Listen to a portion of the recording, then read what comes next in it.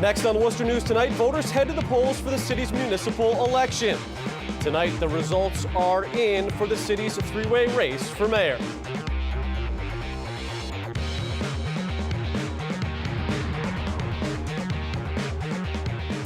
Good evening. Thanks for joining us. I'm Tim McCullen. Results are in for the 2015 Worcester municipal election. We begin tonight with the mayoral race, where incumbent Joseph Petty faced a challenge from City Councilor Michael Gaffney and community activist Bill Coleman. Tonight, we can confirm Joseph Petty has won a third term as mayor, with Petty receiving 52% of the vote. He has been an at-large councilor in the city since 1997 and has served as mayor since 2011. This, at times, was a contentious race between Petty and challenger Mike Gaffney. Our Olivia Lemon is at the Petty campaign party tonight. She has reaction from the mayor. We are here at El Basha, where Mayor Petty has just been re-elected for his third term. First of all, congratulations, Mayor Petty. Thank you very much. We're just going to start off with a quick question. What strategy did you do differently this term that made it different than the others? No, we did the same strategy, and what we've done is knock on people's doors, do the standouts, do the phone calls, do the advertising, on the radio or sending out mailers. So we did everything we're supposed to do. Plus, I think I've been a pretty good mayor over the last, I don't say I much, but I've had a great 4 years in the city of Worcester. The city of Worcester's on the right track. There's a lot of great things happening, and I think people appreciated it. And they recognize the good work the city's doing. They recognize that bringing people together to solve issues is important, and that's exactly what we've been doing for the 4 years, and that's what we're going to do for the next 2 years. Great. So tomorrow, first day back on the job. Is there anything new that you're going to tackle, or are you just going to? No, we're going to continue to finish some of the projects that we started. Like we're trying to look at, make sure Doherty High School gets on the MSBA list to be remodeled or rebuilt, along with Burncoat High School and East Middle. We'll look for the School for the Gifted and Talented to see what we can do there. And we're going to have to hire. By the way, we're going to have to hire a new superintendent over the next few months, and we're going to see how that goes. All right. Well, thank you so much again, Well, Mayor Petty. We are here live at El Basha. Back to you in the studio.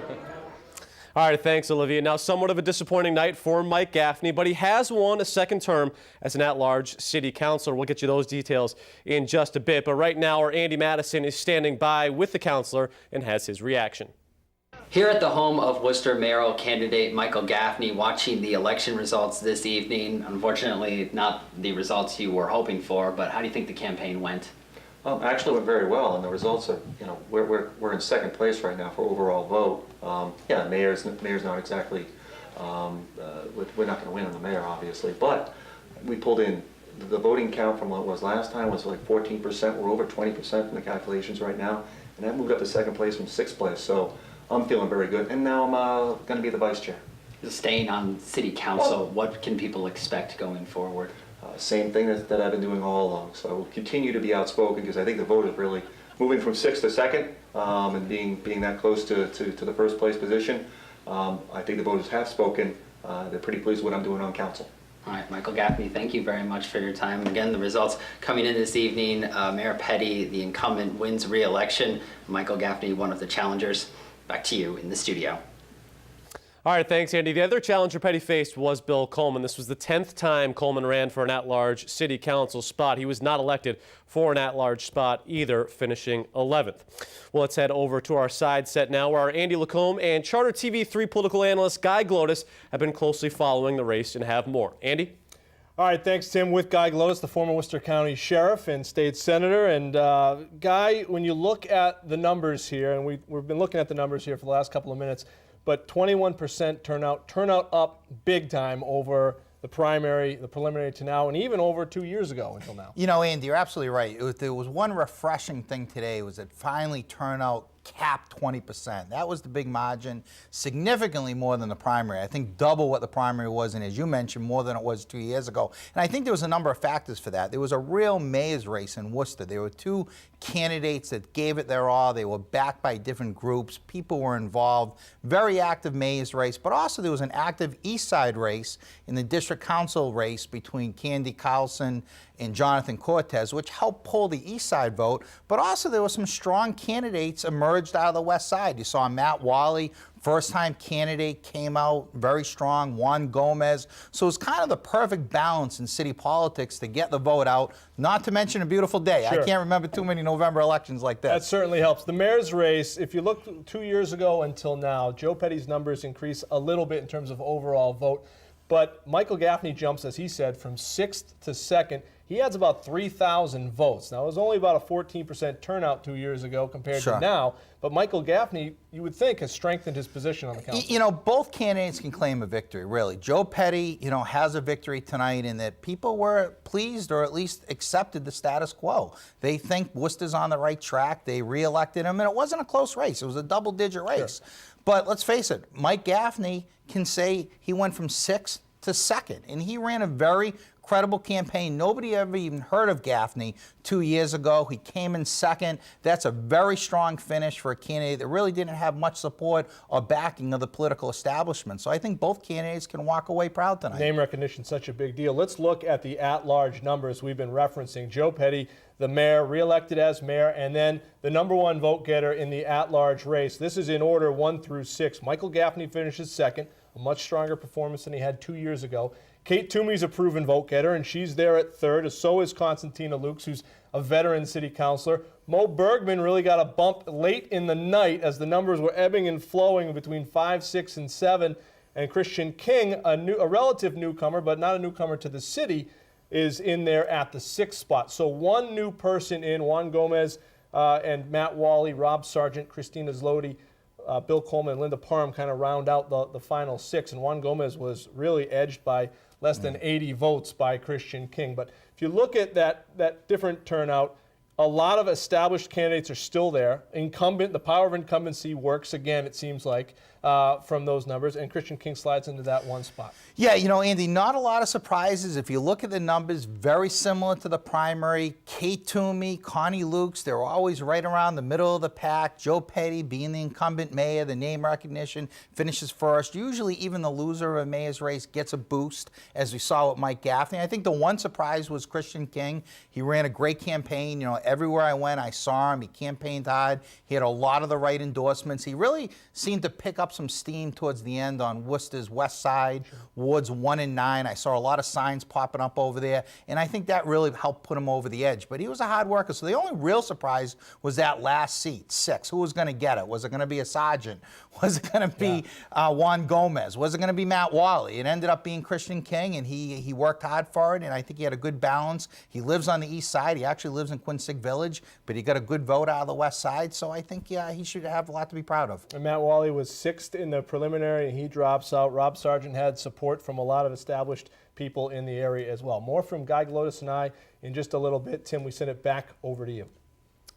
All right, thanks, guys. We head now to District 2 and the race between Candy Merrill Carlson and Jonathan Cortez. Now, this is a seat that had been held by Phil Palmieri since 2001. Palmieri deciding to run for an at-large seat this year before eventually dropping out of that race. So a new counselor coming from District 2. Results are in from that race, and we can tell you that Candy Merrill Carlson has defeated Jonathan Cortez. Carlson receiving 55% of the vote. Let's go now to our Kayla Mamlak, who's standing by with the new District 2 City Councilor. Well, guys, I'm at Pepe's on Franklin Street, and Candy Merrill Carlson just found out she's the new representative for District 2. How are you feeling right now? Very excited, very excited. And as you can tell, all my volunteers that are here tonight and all my friends and family, it's a great win for us tonight, for all of our hard work over the last 5 months. Absolutely, and you ran 10 years ago, and now here you are, you're the new representative. How are you feeling about that? Very excited, very excited. 10 years ago I ran, and obviously I learned a lot from running last time, and I appreciate all that Phil has done for the district, because he's certainly done a great job for the district. Excellent, and what were some of the focuses of your campaign? So the focus of my campaign was on quality of life issues, our neighborhoods, our schools, public safety, and that's what people care about. That's what they care about is, as we say, people want to get up and go to work, and they want to raise their kids, and they want to come home to safe streets, safe schools, and have a nice park to bring their kids to. Sure, and some of the main focuses now that you are in office, what is like the main focus you're going to focus on in District 2? So there's lots of things going on right now in District 2. I always say District 2 is the economic engine for the city of Worcester, and I proudly say that because we are. So there's a lot of projects that are taking place, so I need to jump in right away, get educated on what is taking place. Congratulations on a successful campaign. We look forward to seeing your success. Well, you guys, you heard it here first. I'll send it back to you in the studio. All right, thanks, Kayla. Now to District 1, where we had a race between incumbent Tony Economou and challenger Cindy Nguyen. At this time, we can tell you that Economou has won another term. He is in with 60% of the vote. Let's hear from Tony Economou, who's gearing up now for his third term. My candidacy has always been on what the people have asked for, and the people have always asked for what can we do to improve our schools, what can we do to improve the quality of life in our neighborhoods, and what can we do to improve the business climate. And having said that, I'm going to continue doing just that. We just had a groundbreaking at Indian Hill, $800,000 going into Indian Hill for Phase 1. And District 4 saw a race between incumbent Soraya Rivera and Jacqueline Gisela Costas. We can tell you that Rivera has been reelected, receiving 68% of the vote in that district. Our Patricia Nicholas is standing by with Rivera at her campaign party. We're here at Park Grill for Soraya Rivera's official watch party. We just received word that she has been elected for a third term as District 4 City Councilor. Now, Soraya, you are 3 terms strong now. What do you think has been a successful factor? Why do you keep winning? I think it's because if you look around this room, it's a we win. This has never been about me as an individual. Like, thank God I'm pretty solid on my ego, and I'm okay with that. I don't need, this has always been about the people, I'm not their voice, they have a voice. For me, I wanted to make sure that their voices are heard. And we've been doing that. We've been bringing the right people to the table. We've been making sure that their voices are heard. And when we've come out together. And you look at this room, the diversity, whether you're white, you're black, you're Latino, you're Asian, whether you're a retiree, whether you're youth, whether you're Christian, you're Muslim. There's such diversity here, you know? People in the professional world, from a judge to a housewife, like it's just amazing, or a house husband, it's just amazing. And that's what this is about. I always say we won, because it's a we win. Now, your term officially starts in January. What new things will you be implementing this term? I'm definitely going to continue to work on economic development and community development. So we saw, I've been working a lot on South Worcester and South Worcester Industrial Park, and we're so close. We've come so far, right? And we're looking at some really good breaking news, hopefully, with that. And that's going to increase our tax base, and that's going to create jobs, with local jobs for local folks. We saw that $20 million investment that the Carpenters did, and that brought together private, public folks coming together, business chamber, you have UMass, nonprofit. I want to continue to build those bridges to show that it doesn't have to be an us against them. In the end, we all want the same end game. We just go about it differently, so we got to figure out how to work together even when there's differences. Differences are good. It challenges to think. It pushes us, right? But in the end, we got to be able to work together. And that's what I want to continue to do. I want to increase maybe a little bit more visibility for business corridors that don't normally maybe have a meeting or anything like that. So I want to continue to support these smaller businesses and really looking at how to increase that, because they're the backbone of our community regarding hiring local. So those are the things I'm really, really excited about coming into this new kind of journey as city councilor. Well, congratulations again, Soraya. Your new term starts in January, and we're going to give it back to you in the studio. Thank you. All right, thanks, Patricia. Let's head back over now to Andy Lacombe and Guy Glotis for your action on these district races. Andy? All right, so Tony Economou, Soraya Rivera, incumbents re-elected. Candy Merrill Carlson has been around politics. It's not her first rodeo in terms of her foray into politics.